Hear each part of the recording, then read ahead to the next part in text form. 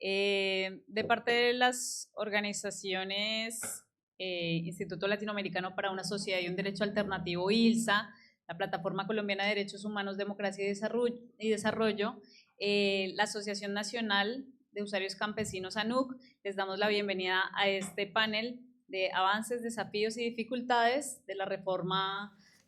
agraria en Colombia. El día de hoy tenemos en esta mesa a Adriana Martínez, quien es delegada del viceministro de Asuntos Agrarios. Bienvenida, Adriana. También tenemos aquí en la mesa a Juan Camilo Morales, defensor del pueblo, delegado para asuntos de tierras y agrarios. Asimismo, a Jennifer Mojica, que ya viene, perdón, ya en un momento llega. Ella es embajadora de la Misión Permanente de Colombia ante la FAO, y a Cristina Luna Calpa, quien es experta en asuntos agrarios y derechos territoriales de los pueblos indígenas. Asimismo, a Freddy Ordóñez, director ejecutivo del Instituto Latinoamericano para una Sociedad y un Derecho Alternativo, ILSA, y quien les habla, Mayerly Díaz. Voy a estar moderando este espacio. La intención de esto es que sea un conversatorio, buenas tardes, entre la institucionalidad, la academia y también pues, desde el movimiento social, un poco poder dilucidar cuáles son las perspectivas desde las diferentes posturas que hay, desde los diferentes roles en la sociedad colombiana, y así poder llegar a algunas conclusiones, poder seguir avanzando en esta discusión tan importante para el país. Y bueno, cada uno va a tener alrededor de 12 a 15 minutos para que nos cuenten sus perspectivas frente a este tema.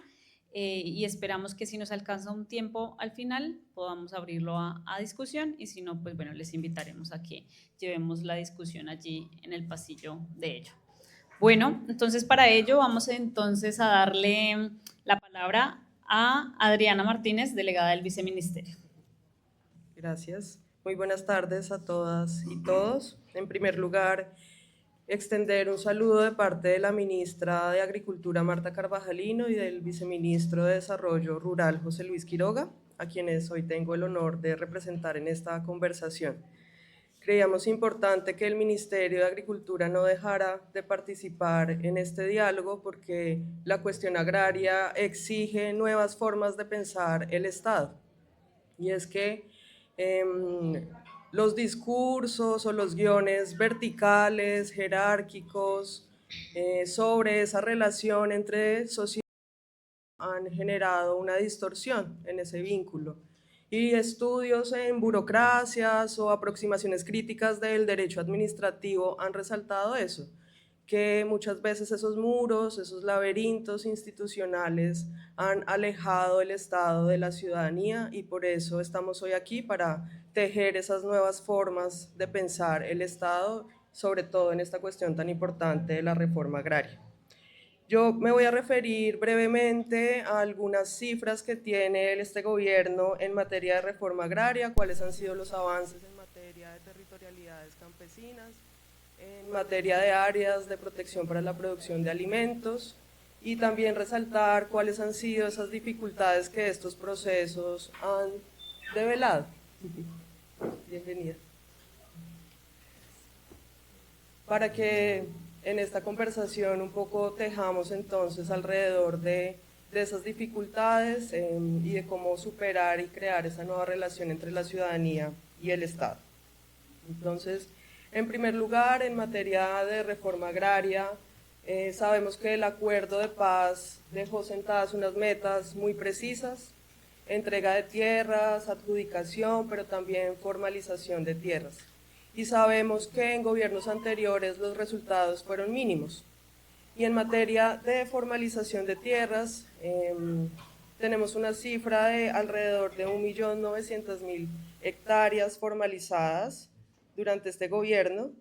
Y en materia de fondo de tierras tenemos cifras que superan las 700.000 hectáreas gestionadas en el fondo de tierras. y ahí hago énfasis en gestionadas porque por supuesto hay uno de los retos importantes en materia de entrega de tierras es la adjudicación. Y pues aquí ya un poco entrando al segundo bloque que yo anunciaba en el que iba a dividir mi presentación, pues esa es una de las dificultades que tenemos y es la culminación de los procedimientos agrarios, porque muchos de estos, aunque terminen su fase administrativa, pues están pendientes de esa fase judicial que debería ocurrir en la jurisdicción agraria y que hoy en día no está en funcionamiento. Y ese es un bloqueo importante porque en el Congreso todavía no ha sido expedida esa ley que le permita al campo resolver sus disputas sobre uso, sobre tenencia en una jurisdicción que sea más cercana al campo. Y entonces ese es un primer obstáculo que tiene la reforma agraria. Asimismo, en materia de territorialidades campesinas, pues sabemos que este gobierno ha avanzado más que, pues tiene una cifra histórica, por ejemplo, en constitución de zonas de reserva campesina. En este momento contamos con 27 zonas de reserva campesina constituidas, 20 de ellas en este gobierno, y al día de hoy tenemos 5 territorios campesinos agroalimentarios constituidos. Estas territorialidades campesinas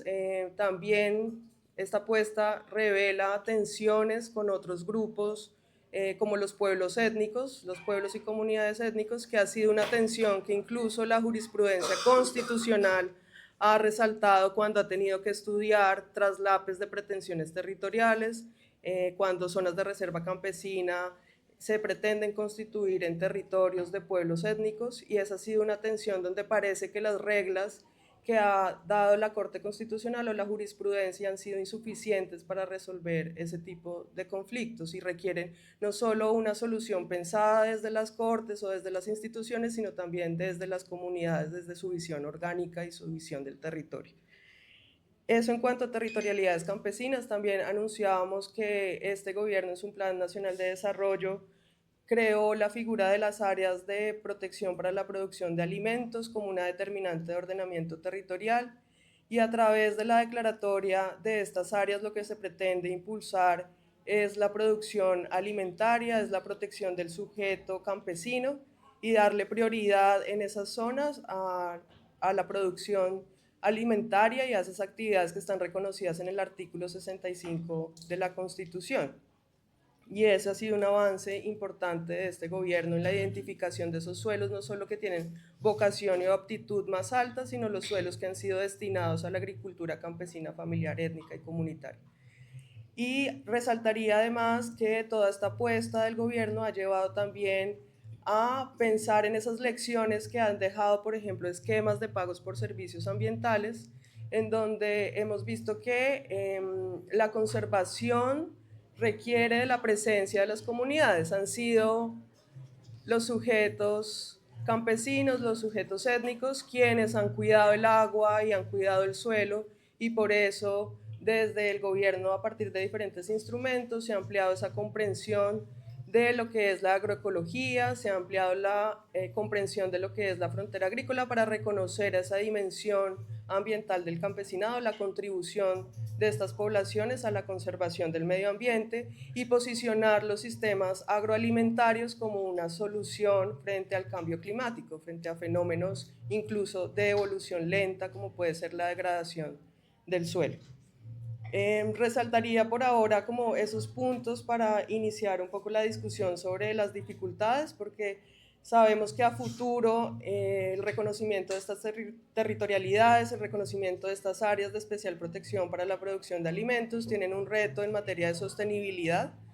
Creo que la apuesta de este gobierno ha sido reconocer al sujeto campesino no solo como un beneficiario de la reforma agraria, sino como un sujeto político que en su territorio puede gestionar y participar e incidir en las decisiones, incluso de planificación presupuestal, para que las inversiones lleguen al territorio y entonces se supere un poco la brecha entre lo que es este reconocimiento jurídico y lo que debe ser la vida digna de las comunidades en el campo. Por ahora creo que resaltaría eso y cedería la palabra para que iniciemos la conversación. Gracias. Muchísimas gracias.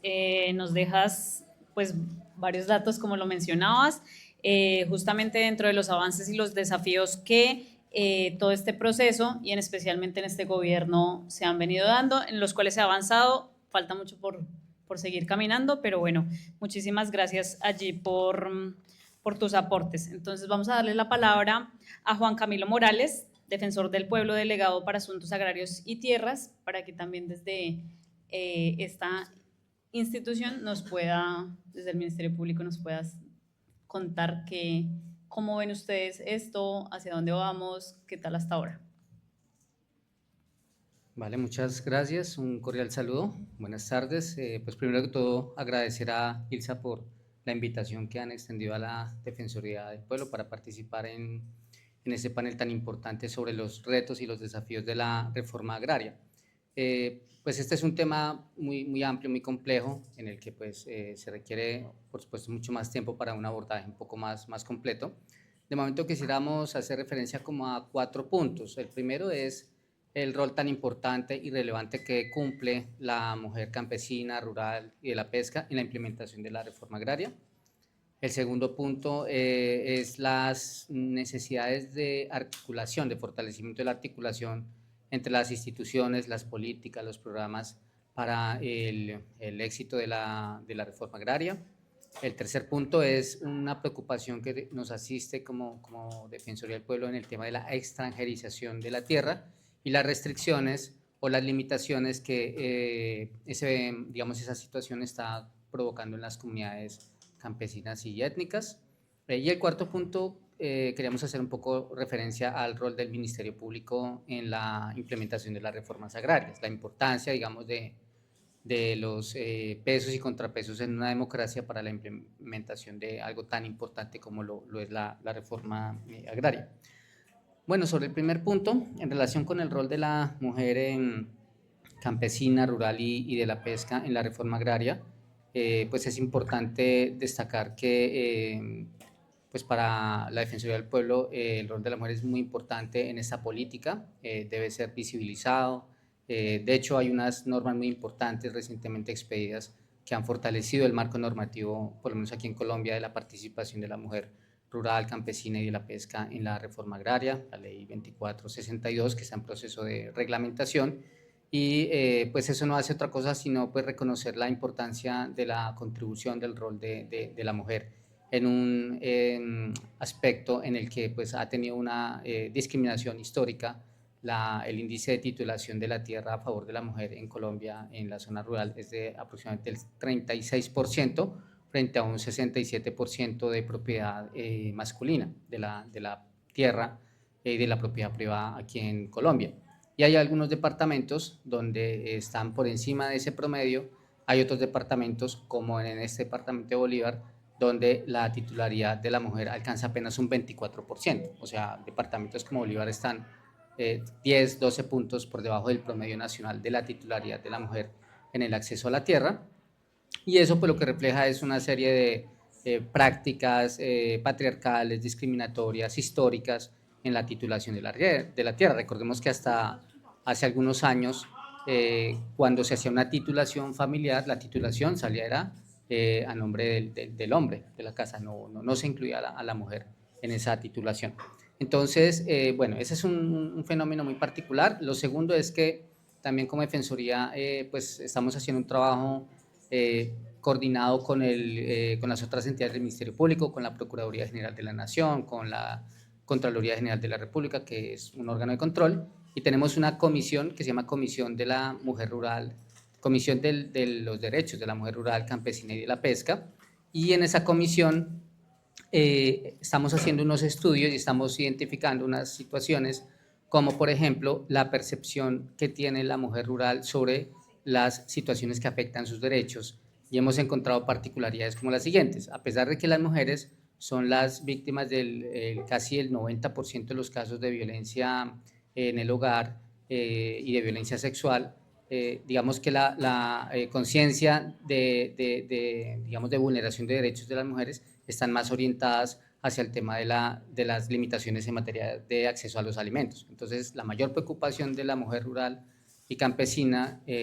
según la encuesta del DANE del 2023, arroja que la mayor preocupación de las mujeres rurales y campesinas es el tema del precio de los alimentos de la canasta familiar, en más de un 53-54%, esa es su principal preocupación.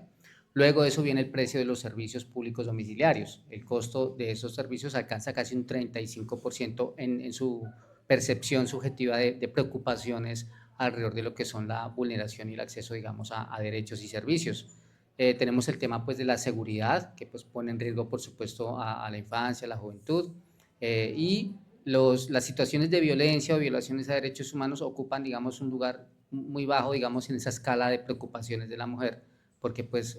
la mujer, a pesar de tener, pues, digamos, o de recibir la mayor victimización, su, digamos, preocupación está en torno al acceso a los alimentos y a la satisfacción de las necesidades básicas del hogar. Y esas son cifras que han sido extraídas, digamos, de la información oficial que tiene el DANE y que estamos procesando al interior de esta comisión y que pues se publicarán pues en el transcurso del año, pero esos son como algunos hallazgos preliminares. En torno a la...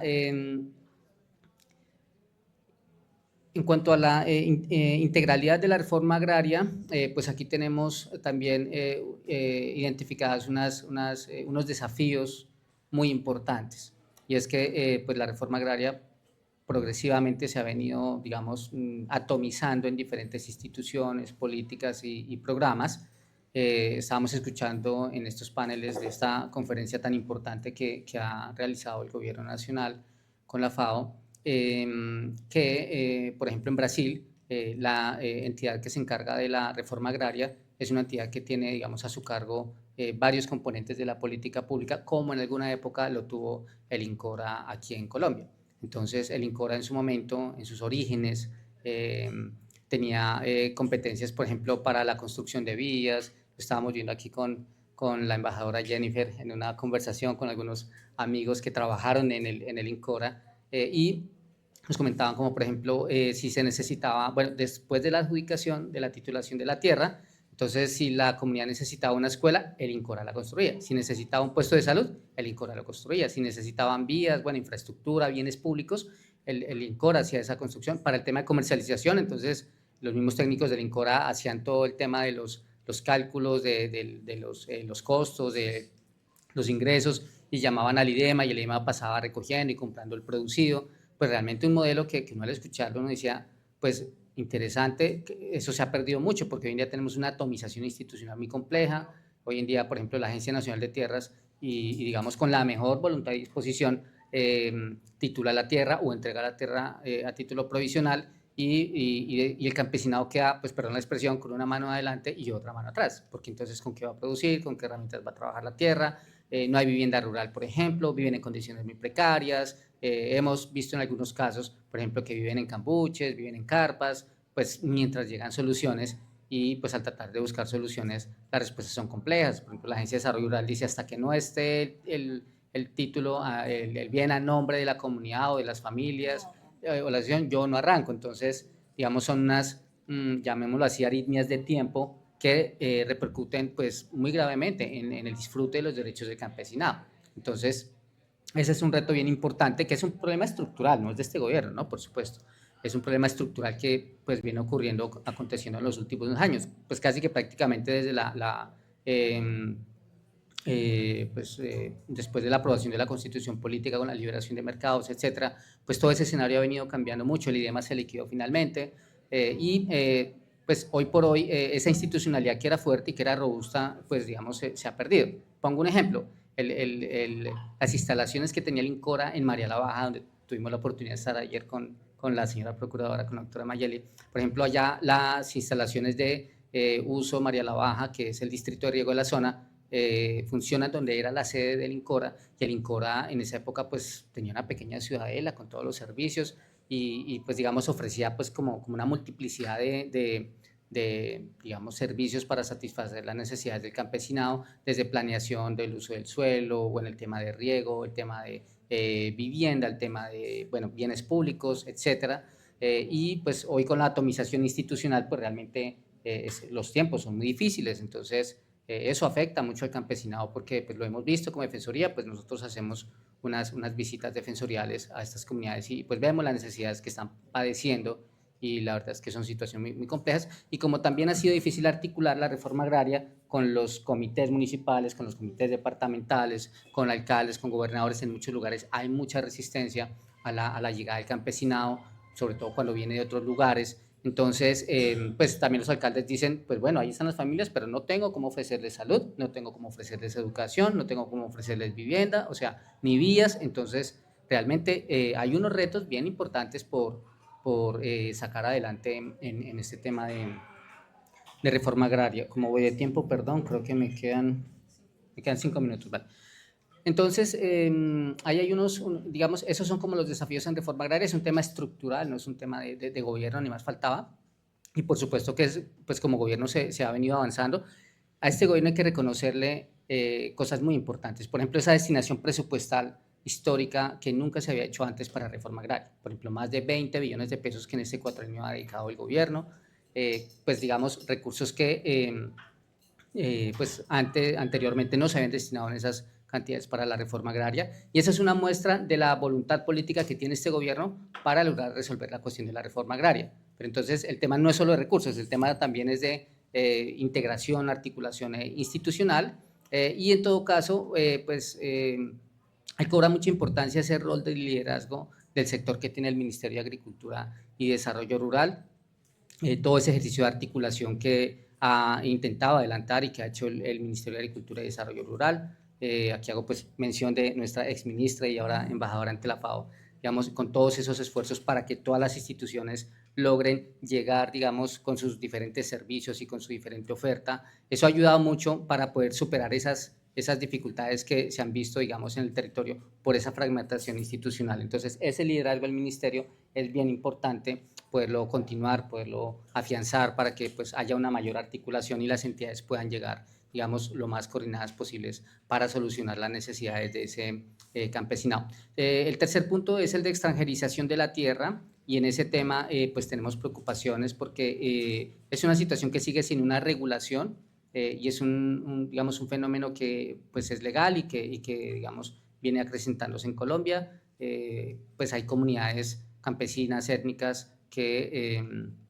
afrontan barreras y dificultades muy, muy grandes cuando se produce. Voy a referirme al caso de Puerto Gaitán Meta, allá los menonitas, que es una comunidad pues, religiosa que viene del sur de Estados Unidos. Ellos compraron 45.000 hectáreas, alquilaron otras 5.000, son 50.000 hectáreas de tierra, y dentro de esos grandes terrenos quedaron ahí unos resguardos indígenas, 3 resguardos indígenas del pueblo Sicuani y un pueblo que no tenía su tierra resguardada. Entonces, los menonitas ponen un portón y entonces ellos empiezan a controlar quién entra, quién no entra, los horarios. Inclusive se han dado casos de personas, por ejemplo, enfermas en la comunidad y pues no dejan pasar la ambulancia, entonces tienen que bajar la persona cargada hasta el portón para que pues, pueda tomar los servicios de ambulancia. Restricciones de ese tipo están ocurriendo. Entonces, digamos que hay mucho por avanzar con la Comisión de Territorios Indígenas. Aquí la doctora Cristina Luna, que hace parte de esa instancia tan importante de concertación, pues se ha venido, digamos, como tomando conciencia de esa preocupación, realizando activismo judicial ante las Cortes frente a ese fenómeno, y pues es un fenómeno al que hay que ponerle atención porque pues eso puede producir unas afectaciones a las comunidades locales que se ven afectadas por esa situación. Y como para ir cerrando, el rol del Ministerio Público en las reformas agrarias, en general nos parece importante, como las reformas agrarias se deben implementar en el marco pues, de sistemas democráticos de gobierno, pues como tal tiene que haber unos pesos y contrapesos también, tiene que haber unos ojos que vigilen tanto la ejecución de recursos como la ejecución de las políticas, que no se vayan a presentar situaciones de corrupción digamos, en esos procedimientos agrarios, porque pues como hay bastantes recursos públicos en juego, entonces es importante que haya un control, y de esa manera pues el Ministerio Público pues que pueda ser visto por parte del gobierno como un aliado digamos, en que se lleve a cabo una buena reforma agraria, y no como una piedra en el zapato, sino como un aliado que nos va a ayudar a mirar que esa reforma agraria marche de la mejor manera, que las comunidades sean escuchadas, que haya digamos que haya una atención de quejas, de trámites de casos de presunta corrupción,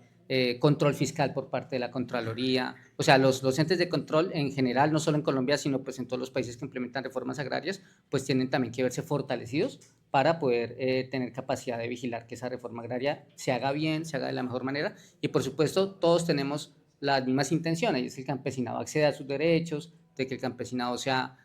reconocido, que cada vez pues acceda a la tierra, que es lo que necesitan para poder trabajar, producir alimentos, para vivir, pues que haya, digamos, un entendimiento, una comprensión también de este rol que tenemos como Ministerio Público para que la reforma agraria pues se lleve a cabo de pues, la mejor manera. Entonces, bueno, yo creo que con esa intervención nosotros terminamos esta parte del panel. Muchas gracias. Muchas gracias, defensor. Muy importante esto que nos menciona sobre los esfuerzos que se ha venido haciendo institucionalmente para que haya, por supuesto, una integración Estado, organización y movimientos sociales, porque justamente eso es lo que siempre se ha requerido y que poco se ha dado y bueno, hacia allá pues esperamos seguir caminando en el futuro presente. Bueno, recordar que estamos haciendo transmisión en vivo desde el canal de YouTube de ILSA en Red. Esto pues va a quedar grabado allí para las memorias también, para que quienes deseen acceder. Saludamos a las personas que se encuentran allí tras las pantallas y también, por supuesto, a quienes se han venido sumando a este espacio. Bueno, para seguir con esta parte del panel, vamos a darle la palabra a Jennifer Mojica, quien es pues, embajadora de la Misión Permanente de Colombia en la FAO. Jennifer, son más o menos 12, 15 minutos para que por favor nos puedas contar cuáles han sido esos avances, desafíos y dificultades que ustedes han visto desde este rol que hoy nos acompañas. Bueno, un saludo muy especial y muchas gracias a Ilsa, a Freddy y a su gran coequipera Cristina por esta invitación y obviamente a todos los organizadores, a Viva, a CNTI. No quisiera nombrarlos a todos porque no alcanzo a ver las gafas, pero sé que es un combo de trabajo que históricamente en Colombia ha venido promoviendo la realización de los derechos humanos y en particular los derechos que tienen que ver con el conflicto armado y con la construcción de paz, y sin duda el tema de la reforma rural integral sigue siendo un punto de inflexión para lo que sigue en el desarrollo de nuestro país, y estamos en un momento en el que es hora de hacer balances y evaluaciones, y me parece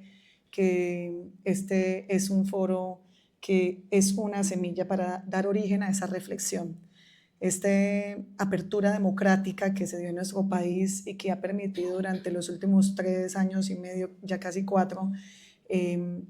dialogar de manera más franca, con un trabajo más articulado entre sociedad civil, sector privado, distintas ramas del poder público y el ejecutivo, nos ha enseñado muchas cosas,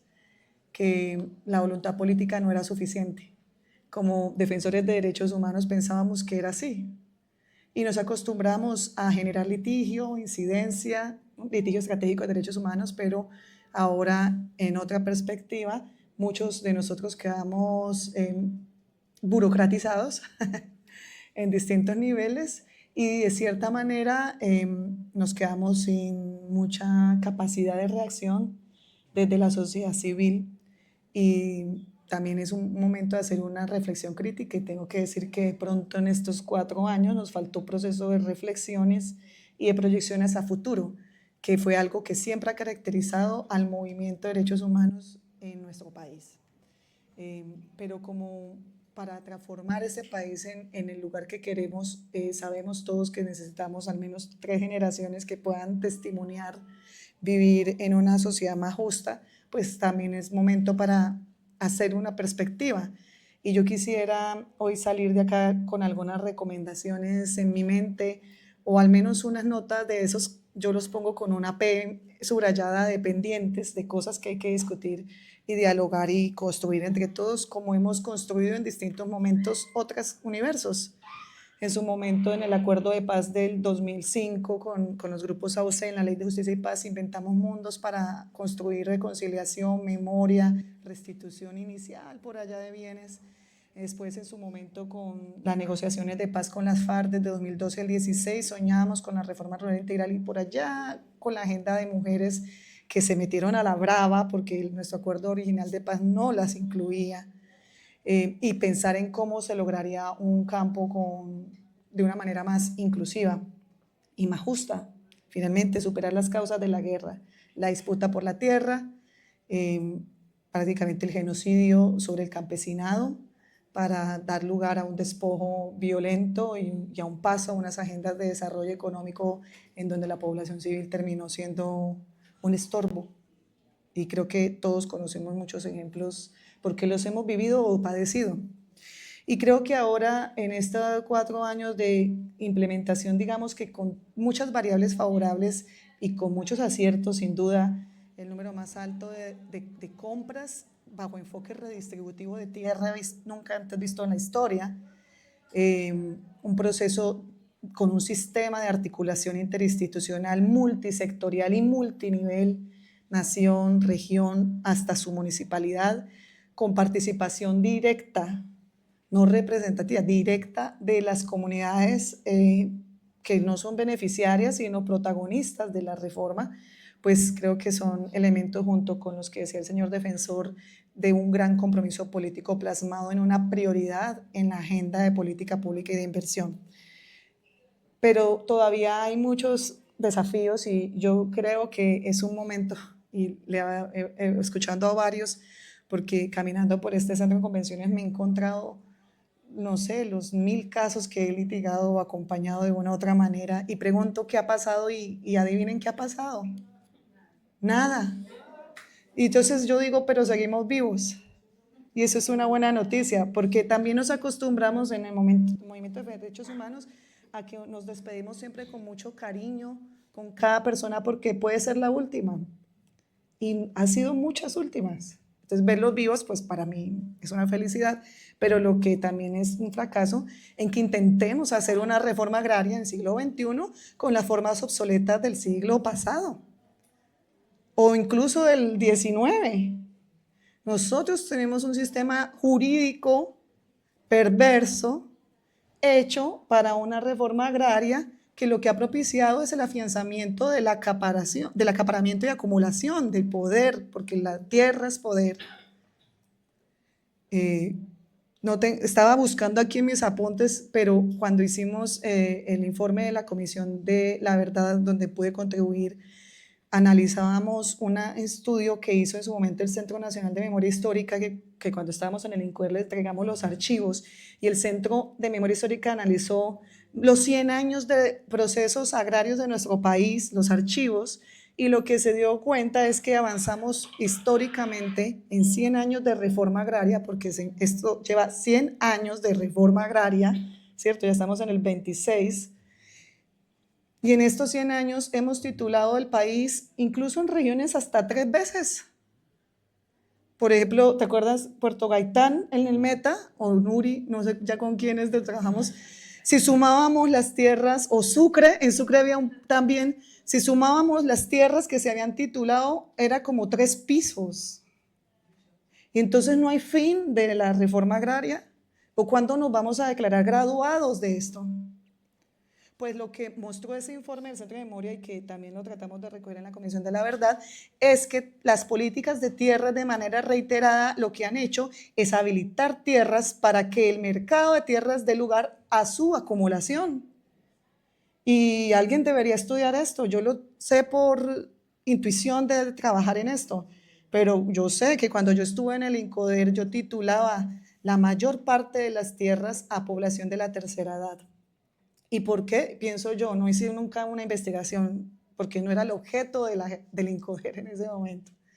Yo pienso que las personas de tercera edad pedían la titulación porque sentían que ya iban a morir y querían heredar con certeza el patrimonio a sus hijos, o porque ya habían vendido la tierra porque ya no tenían fuerzas para trabajar sin seguridad social y sin capacidad de obra,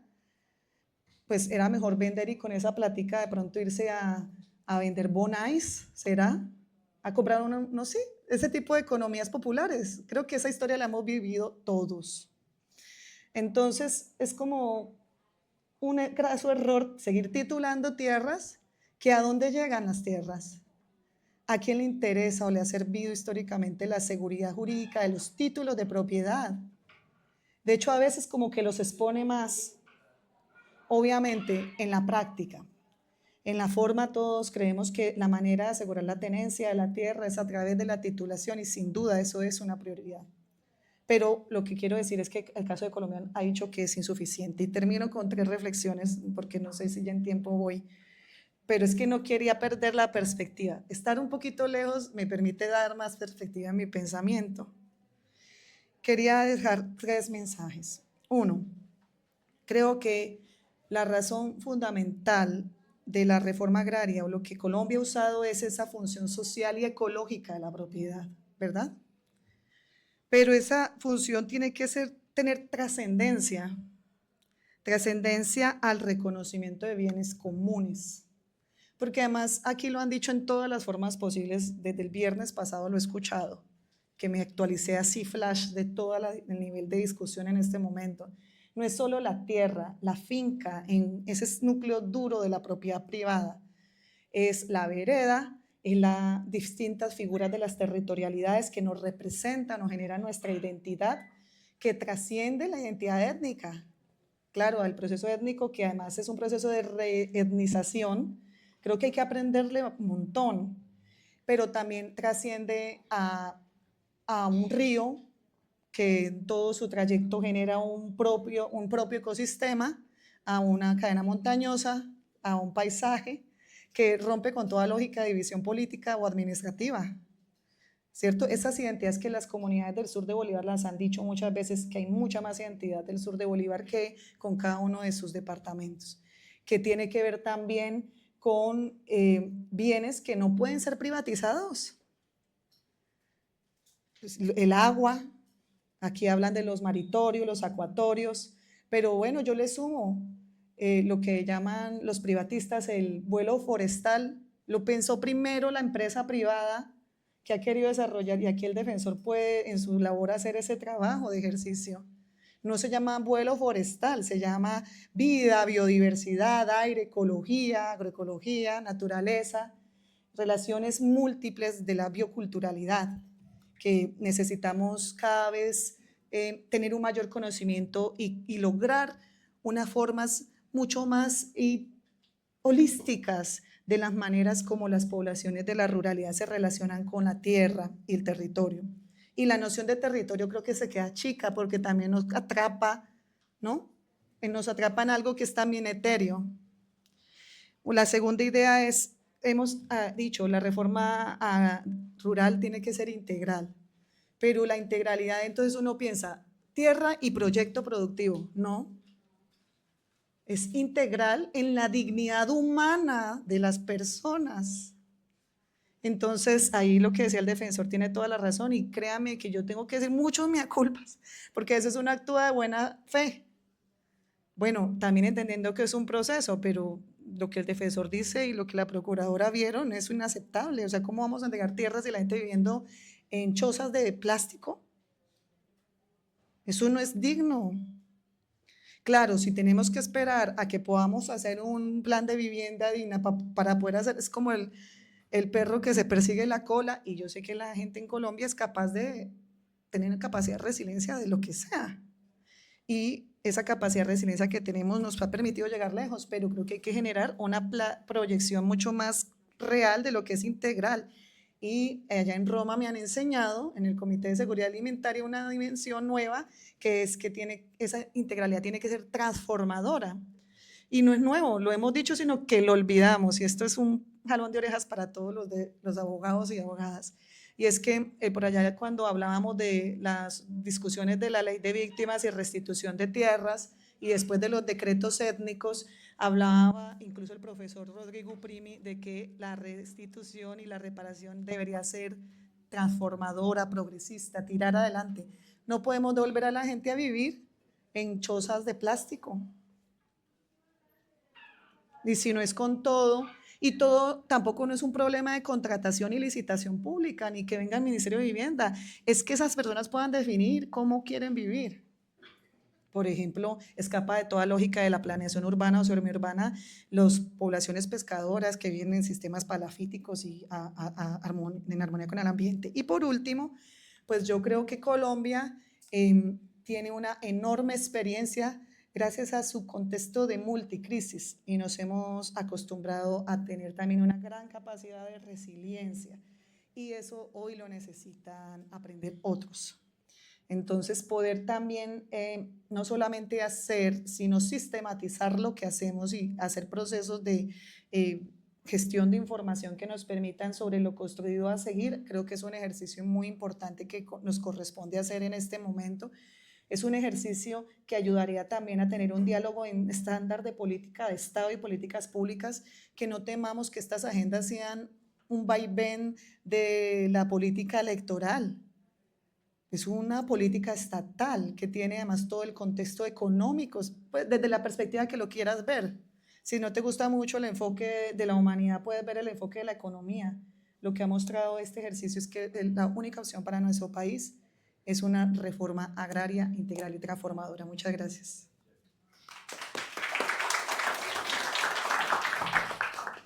Bueno, muchísimas gracias, Jennifer. Nos dejas sin duda unas reflexiones concluyentes también, justamente para pensarnos a futuro, cuáles son esas cosas que hay que tener en cuenta para poder avanzar. Como tú mencionas, no es algo nuevo, ¿cierto? Ha sido todo un proceso de muchísimo tiempo y que se requiere, claro, mayores esfuerzos para repensarse para el accionar también, ¿no? Entonces, bueno, ustedes ya han dado bastantes elementos allí para tener en cuenta, les agradecemos mucho. Vamos a darle la palabra a la compañera Cristina Luna, quien es experta en asuntos agrarios y derechos territoriales de los pueblos indígenas. Cristina. Hola, muy buenas tardes a todos y todas. Saludar a mis colegas, compañeros, también amigos y personas cercanas que están aquí en el panel, a quienes se sumaron también y asisten hoy para que tengamos esta conversación, y también, por supuesto, a quienes están ahí en las redes conectándose en estos diálogos que viene y está promoviendo el Instituto Latinoamericano para una Sociedad y un Derecho Alternativos. Creo que el título de este panel es concreto, pero nos abre puertas a hablar muchos temas. Estamos hablando de los avances, dificultades y desafíos. En ese mismo sentido, he querido organizar algunos puntos. Me gusta mucho que en la intervención que hace la institucionalidad ya está resaltando algunos puntos de avance, que son también puntos que el movimiento social, las organizaciones de pueblos indígenas, las organizaciones de la sociedad civil también están enlistando como parte de los avances. Tener estos números que referencian, por ejemplo, las 27 zonas de reserva campesina constituidas, representa no solo el esfuerzo institucional, sino cuáles han sido y cómo se ha sumado la gente que está allá en las tierras para que esto pueda suceder. Hay una disposición seguramente normativa institucional, pero da cuenta de un movimiento agrario que se está ahí fortaleciendo. Hay unos datos también significativos cuando hablamos de los pueblos indígenas. Tenemos alrededor de 945 resguardos constituidos que corresponden a 35.000 hectáreas, y creo que ello demuestra también la fuerza y el bloque de trabajo del movimiento indígena, insistiendo y resistiendo a las situaciones de violencia, a los despojos y a los abandonos que han querido afectar no solo sus territorios, sino su supervivencia, entendiendo las dinámicas culturales y espirituales que representan estar en el territorio, pero además también estar ahí con unas seguridades distintas frente al permanecer en el territorio. De cara a esos retos y elementos que tendríamos que tener en cuenta, pues creo que la reforma, y también lo escuchaba en el pasillo y un poco en las reacciones y en las exigencias que siguen circulando en esta conferencia, que animan también, porque no todo es aplaudir, pero también desde la reivindicación es transformar, entender y escuchar que en muchas partes del mundo no se comprende o la dinámica de avance de la reforma ha funcionado de una manera distinta, donde hay un centro alrededor de la ruralidad y en el desarrollo de esta reforma hay una reivindicación también desde lo étnico, por ejemplo, que no suele ser muy común o muy nombrado, y esa reafirmación desde lo étnico pues trae retos a esta reforma significativos como país. Retos como cuáles, como avanzar, por ejemplo, en las formas de territorialidad campesina, pero también reconocer que por más de al menos 42 años se han acumulado más de 1.300 solicitudes sin resolverse. Y si a hoy, Jennifer, Juan Camilo, viéramos la cifra, esa cifra sigue siendo una cifra muy alta para comprenderse y para poder pensar cómo se tramita de una manera más ágil y eficiente. En algún momento, pensando en esos universos de solicitudes pendientes de los pueblos indígenas por resolverse, desde el escenario que he acompañado la Comisión de Territorios Indígenas, hemos dicho, uy, nos toca pensar tal vez en tipologías, nos toca tal vez pensar en grandes obstáculos, porque no es lo mismo pensar en facilitar y resolver solicitudes aisladas, 1, 5, 10, 15, 50, sino cuando se tiene que resolver estructuralmente números tan amplios, pero que además están reflejados en situaciones complejas en las regiones, hay retos significativos. Y creo que la invitación a esta apuesta de diálogo en el ordenamiento territorial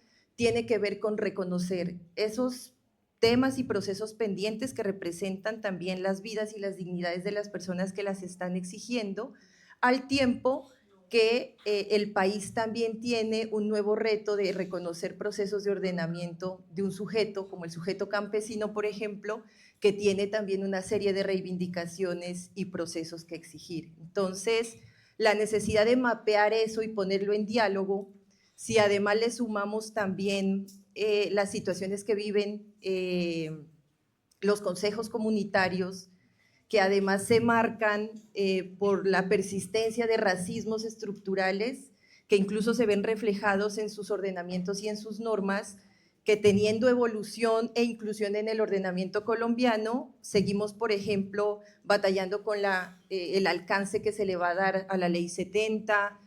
las dificultades que tienen los pueblos negros para ampliar sus consejos comunitarios, porque el ordenamiento lo comprendió o surgió en su génesis de una manera distinta. Ahí hay una serie de sentidos que le han generado al país herramientas, sí, pero que siguen siendo parte de los retos para poder avanzar hacia esa reforma transformadora, como lo ha mencionado Jennifer. En esa discusión, creo que en estos últimos años hemos podido presenciar grandes esfuerzos tanto de la sociedad civil como de las instituciones. Hemos sido participantes de eso de cara a plantear procesos de encuentro. Y creo que los procesos de encuentro son necesarios,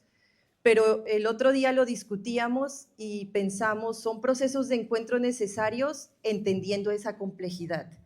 que además de ese panorama entre las comunidades negras, entre los pueblos indígenas, entre el campesinado, pues nos develan esas reivindicaciones, pero que además si las cruzamos como país en las regiones, no por sectarizar o generar una fragmentación de la lectura integral de los procesos, sino por entender que si nos vamos a la Orinoquía, hay unas dificultades, hoy Juan Camilo mencionó algunas frente a la extranjerización de la tierra. Si nos vamos a la Amazonía, encontramos procesos de deforestación bastante complejos y nuevos intereses marcados en esas grandes extensiones de tierra. Si nos vamos al Pacífico, esa abundancia que tiene ese Pacífico biodiverso, pues también tiene unas complejidades alrededor de las rutas que se han generado ahí, por ejemplo, para la canalización de la violencia, la zona andina y el Caribe, y entender esa diversidad más esas complejidades y los temas pendientes,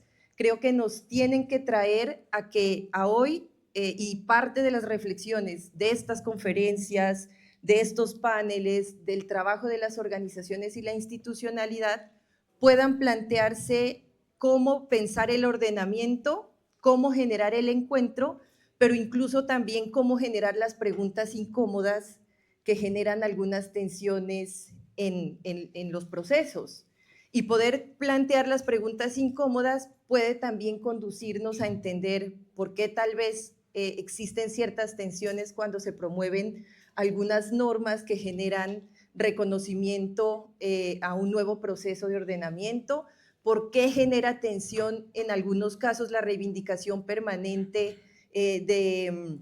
los derechos preexistentes de los pueblos indígenas, por ejemplo, por qué genera tensión la reivindicación y la lucha permanente de los pueblos negros por entender que incluso dentro de los mismos pueblos negros hay una diversidad y que no es lo mismo entonces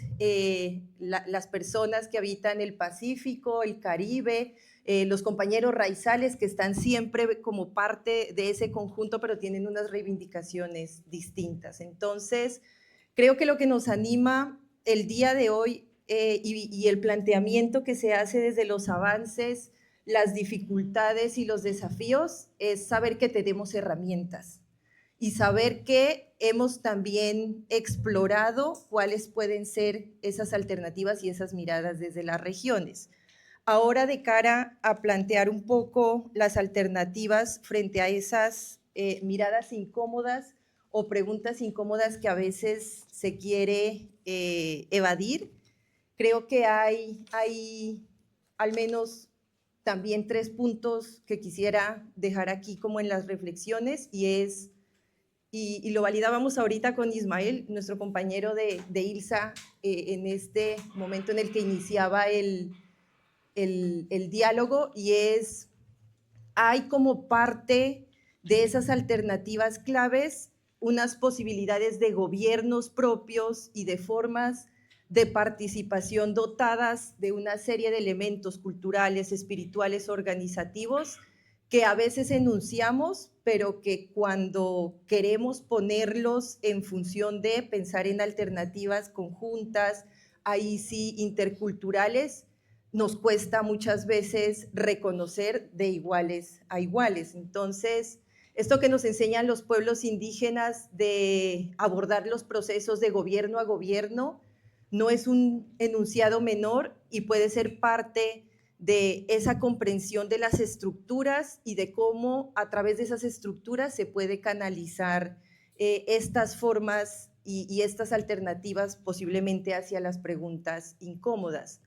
Así como en los pueblos indígenas encontramos esas formas de gobierno, hay también escenarios de importancia que no pueden ser pasados por alto porque son los escenarios que permanecen, son los escenarios que están ahí como escenarios de facilitación y son los escenarios que han tenido la capacidad de desarrollar herramientas para dialogar con un gobierno y con otro, para tener la firmeza de sumarse a procesos de cambio, pero que también tienen un poco la valentía y la exigencia establecida en ser parte de sus derechos para poder incluso reconocer la exigencia dentro de procesos donde los cuales se generan acuerdos. Entonces, esa reivindicación del derecho en el marco de la exigencia creo que hace parte de esas fórmulas que no podríamos descuidar. Pasa de la misma manera con los procesos de comunidades negras que tienen sus estructuras propias, sus escenarios consultivos que tendríamos que tener muy en el radar para poder entender cuáles son los procesos. Y por supuesto el campesinado, que creo que con estas herramientas constitucionales que se han incorporado al reconocerlo como sujeto de derechos, pues ha podido develar los últimos años con mucha más fuerza cómo se ha tejido la estructura de gobierno campesino, que no surge ahora, sino que ha estado ahí incluso generando diálogos de aprendizaje mutuo entre campesinos,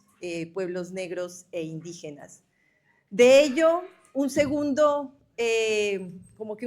llamado o momento para entender cómo podría hacerse esa reivindicación tiene que ver con esas reivindicaciones en algunos casos están direccionadas o vinculadas a normas, a posicionamientos que son importantes para los pueblos, que son importantes para las comunidades y deberíamos también conocerlas a profundidad, no como una norma que genera o la consulta previa o la exigencia del reconocimiento como sujeto de especial protección, sino como los referentes que han recogido procesos históricos de reivindicación. Por eso no resulta menor cuando o en la institucionalidad se saltan o en la institucionalidad se reinterpretan. Y cerraría, porque ya veo que voy aquí justa de tiempo, pensando también en ese proceso de retroalimentación y valoración y evaluación interna que puede hacer la institucionalidad y también las organizaciones sociales, porque hay cosas que nos han servido y otras que no tanto, y creo que en este proceso de pensar que la reforma continúe, que tenga herramientas para su defensa, pues vale la pena identificar qué ha exacerbado situaciones de tensión y por el contrario, qué ha facilitado tener elementos que conectan esa reivindicación. Creo que por ahí va un poco como lo que hemos recogido en este tiempo y creo que Ilsa tiene unas experiencias, hay una que recuerdo en particular y de hecho es en esta región, el trabajo en Montes de María.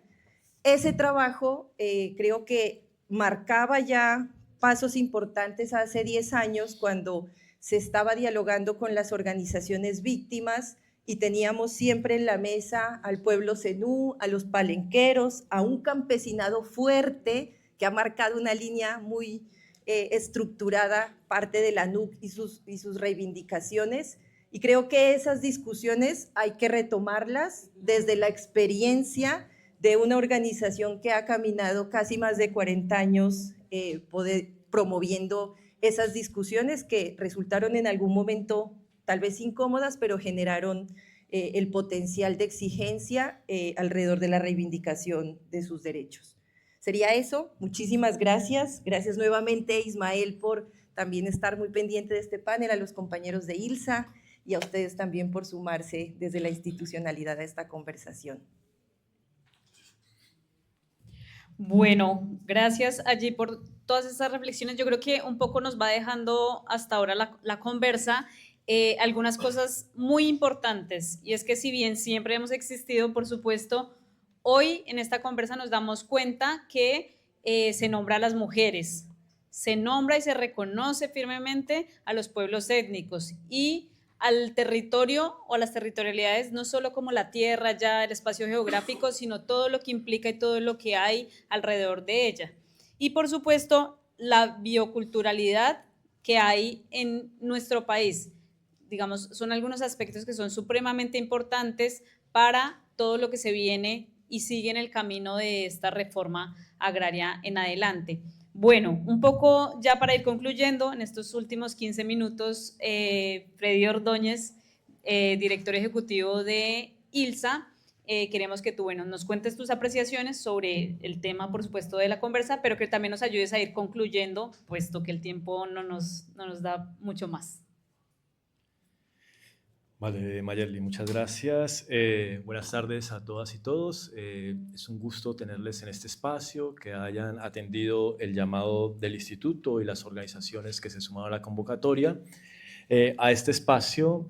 por supuesto, saludo muy especialmente a mis compañeras y compañeros de panel y a quienes están tanto en línea como detrás del evento, Ismael, Camilo, la misma Mayerly, por hacer posible este espacio, este escenario, que me parece muy apropiado y muy acertado, digamos, la forma en que se plantea y se despliega, en términos de que nos ha permitido, digamos,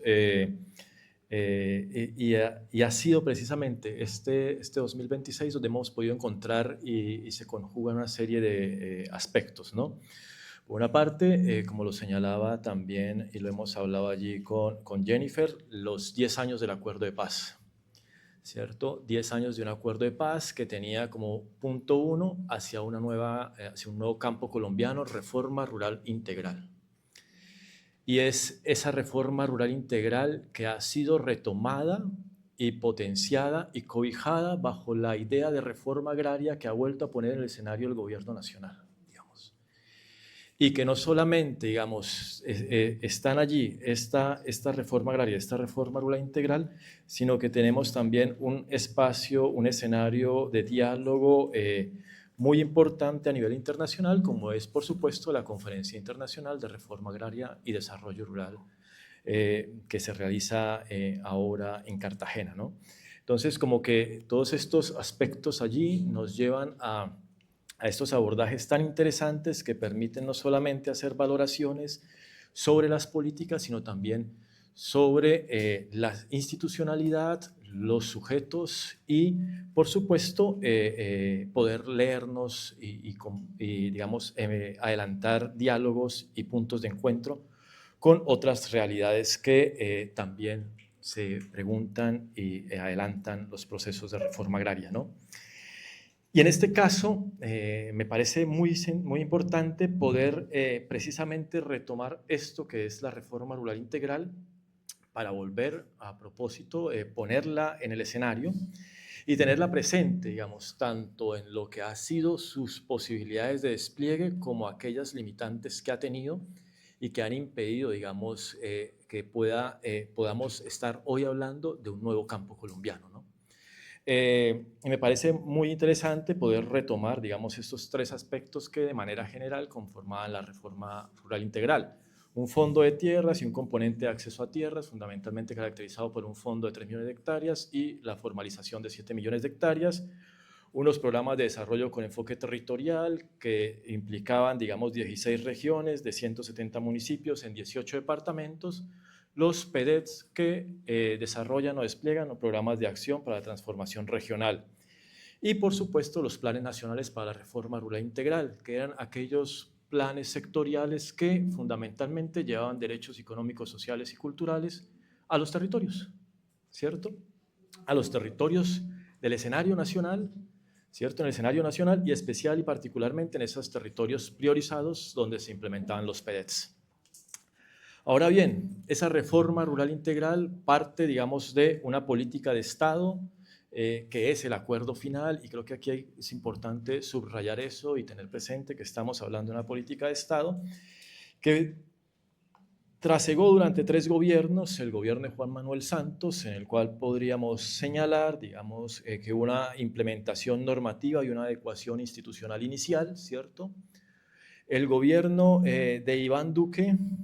donde el énfasis o el centro, digamos, de su mandato fue la paz con legalidad y no la paz del Acuerdo de La Habana,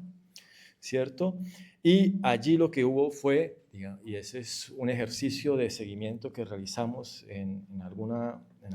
su momento, la simulación y una implementación de mínimos, ¿no? Simulación de la implementación de lo acordado, del despliegue de lo que está en el Acuerdo de La Habana y la implementación de los mínimos para decir que se estaba cumpliendo con el acuerdo final.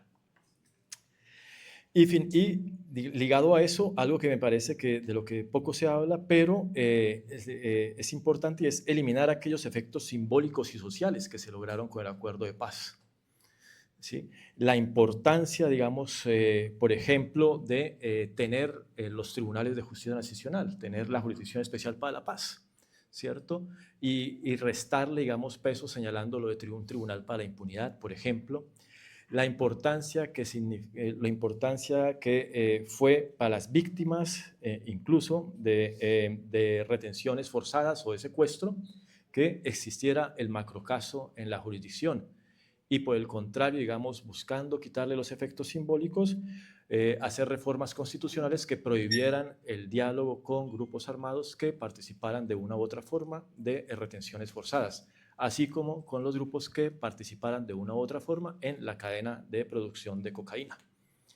Desconociendo que precisamente fue el Acuerdo Final de Paz el que planteó que allí había una conexión importante y que había que atender tanto los procesos de desarme, movilización y reinserción con los grupos armados como la solución a los cultivos de uso ilícito y al tráfico de cocaína. Y eso, pues finalmente buscando cumplir aquella promesa de campaña de hacer trizas el acuerdo final, ¿no? Bien, y entramos entonces entramos entonces al gobierno Petro y tenemos allí algunos aspectos que son bien interesantes que tal vez no estaban explícitamente incorporados en el acuerdo final de paz y en el punto de reforma rural integral, pero que potenciaron y posibilitaron despliegues mucho más fuertes del mismo acuerdo y de la misma reforma rural integral. Y aquí quiero empezar, y voy a decirlo así, empezar con el inicio, con el acto 01, el acto legislativo 01 de 2023, que reconoció al campesinado como sujeto de derechos y especial protección constitucional. Y digo con el inicio porque fue el primer acto de ese gobierno y hay que ponerlo muy, muy presente. Tenemos la primera reforma constitucional que hizo el gobierno y aquí, por supuesto, una de las autoras materiales de la doctora Jennifer, pero es eso. La autora, claro está, allí... allí, digamos, una cuestión bien interesante y bien importante que fue que el sujeto campesino llegara a la Constitución por fin, un sujeto que está ausente de la Carta de Política del 91, ¿no? Y eso posibilitó, digamos, y eso sumado, por supuesto, al acto legislativo 03 de la jurisdicción agraria, ¿no? Que llevó la jurisdicción agraria a la Carta Política. A eso le podemos sumar,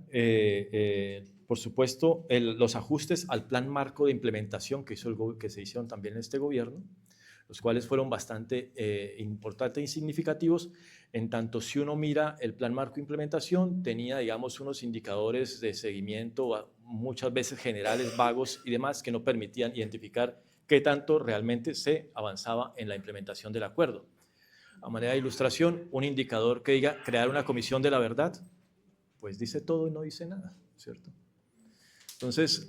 esta posibilidad de hacer la reforma, de apuntar allí, habría que señalarlo, la importancia que fue que se avanzara y se definiera un poco más ajustes al plan marco de implementación. Y por supuesto, algo mucho más reciente que casi nos llega acá estando en la conferencia y es la prórroga a la implementación de los PEDETs, al cumplimiento de los programas de desarrollo con enfoque territorial, la ley 2565 del 12 de febrero, que le da vida a los PEDETs hasta el 28 de mayo del 2037. Habría que, digamos, y acá nos parece muy interesante porque también nos da un horizonte de actuación sobre la reforma agraria y la reforma rural integral. Y uno empieza a pensar que la reforma rural integral debería estar ya cumplida, digamos, tenemos que tener el checklist allí en el 2037, ¿cierto? Inicialmente el acuerdo final nos planteaba que la dotación de tierras, por ejemplo, iba a tener cumplimiento en los 10 años siguientes a la implementación. Entonces aquí ya ampliamos el rango, pero ampliamos el rango también pensando en eso que señalaban los compañeros del panel, las dificultades que se han presentado, no solamente, digamos, las carencias normativas, sino las dificultades institucionales de articulación, de interlocución, por ejemplo, las entidades. Y aquí uno entraría a pensar si es, digamos, tan superficial como un problema de articulación, de que no tengo el teléfono de la compañera de la otra entidad a la que le corresponde esa situación, o si es que acaso el diseño institucional mismo está configurado de esta forma para evitar lograr reformas profundas como las que requiere el campo colombiano. Y en ese orden, la necesidad de pensar, digamos, transformaciones normativas y políticas de grueso calado que permitan rediseños institucionales que viabilicen esa reforma rural integral y esa reforma agraria, ¿no? Para no tener esa suerte de entidades fragmentadas de la que nos hablaban ya los compañeros del panel. Digamos, y retomando, digamos, la importancia no solamente de prorrogar en el tiempo los PEDETs, sino algo que me parece significativo y hay que destacarlo, y es la necesidad de fortalecer las capacidades organizativas y de participación de las comunidades. Digamos, hay que señalar allí que hay un proceso interesante de participación comunitaria en los PEDETs, pero que puede avanzar y que busca avanzar y consolidarse a partir, digamos, de lo establecido en esta nueva norma, la 2565, así como la necesidad de hacer avances y presentar seguimiento a lo que ha sido la implementación de los PEDETs, en lo cual, digamos, en coordinación de la Agencia de Renovación del Territorio y con el Ministerio Público también allí vinculado. Ahora, dentro de las cifras, digamos, aquí ya nos han dado algunas cifras de lo que ha sido este ejercicio en el gobierno, con las limitantes propias de implementar algo tan complejo como la reforma rural integral, ¿no? Y aquí habría que señalar, por ejemplo, que de los 8 pilares de los PATRs, los pilares en los que menos ha habido desarrollo ha sido en la seguridad alimentaria y en la salud rural, ¿cierto? Que 8 de los 16 planes nacionales para la reforma rural integral tienen cobertura insuficiente, y que la dotación de tierras, la dotación efectiva, porque lo señala el último informe del Alto Comisionado de las Naciones Unidas que salió precisamente el día de hoy en su componente sobre seguimiento a la implementación del acuerdo final, hay una disposición importante, interesante, y creo que también nos la señalaba la colega Adriana, pero ya en lo que es la materialización de esto no llega al 10% de los 3 millones de hectáreas que estaban establecidas en el acuerdo, ¿no? Sin duda, digamos allí, y para ser respetuoso del tiempo, sin duda hay allí unos retos que se abren que quedan todavía para la reforma rural integral, unos desafíos que están allí presentes. Uno de ellos, la plena implementación, no solamente de la reforma rural integral, sino del acuerdo final de paz. Y basta mirar el plan marco de implementación y el seguimiento, y tal vez 2 de los componentes del acuerdo llevan una implementación superior al 50%. Además, hay un rezago allí importante y significativo. Por supuesto que estos elementos de la reforma rural integral se articulen con otras políticas de paz que puedan ser implementadas en este gobierno o que se están implementando con este gobierno mejor, o que se desarrollen y desplieguen en gobiernos futuros. Lo que quiere, por supuesto, decir que estamos por la paz, por la construcción de paz, y que la salida no puede ser volver otra vez a la guerra o levantar los procesos que van en curso, sino profundizarlos de forma mucho más significativa. Y finalmente, digamos, yo creo que una tarea que nos queda a todas y todos, especialmente al movimiento social, a las universidades y a la academia, es la educación legal, en todos estos, la educación legal, lo que llamamos la educación jurídica popular, de todos estos, de la mano de las comunidades, de la mano de los procesos sociales, frente a todos estos marcos normativos, resoluciones, directivas y demás, que ya se han mencionado también acá, que han venido surgiendo, y la activación de la institucionalidad, la solicitud, el ir ante el aparato institucional para que actúe, y que esa actuación sea favorable y de acuerdo a la posibilidad de mayores garantías de derechos para las comunidades y los sectores sociales que habitan el campo colombiano. Dejo por ahí, gracias. Gracias, Freddy. Un aplauso aquí para todos y todas, por supuesto. Seguramente hay muchísimo más por conversar, seguramente hay muchísimas más perspectivas para poner sobre la mesa y sobre esta temática. Sin embargo, y como decíamos, pues el tiempo de estos paneles son cortos, por respetar el tiempo también del panel que sigue. Quedan 5 minutos y yo lo que propongo es que cerremos ya la transmisión en vivo, agradeciendo nuevamente a quienes se encuentran tras las pantallas, desde el Instituto Latinoamericano para una Sociedad en Derechos Alternativos, pero también desde la Plataforma Colombiana de Derechos Humanos, Democracia y Desarrollo, desde la ANUC y todas las organizaciones que apoyaron este panel. Les agradecemos, nos vamos ya del en vivo. Muchas gracias, Arnold y Camilo, por los esfuerzos allí detrás también de toda la logística.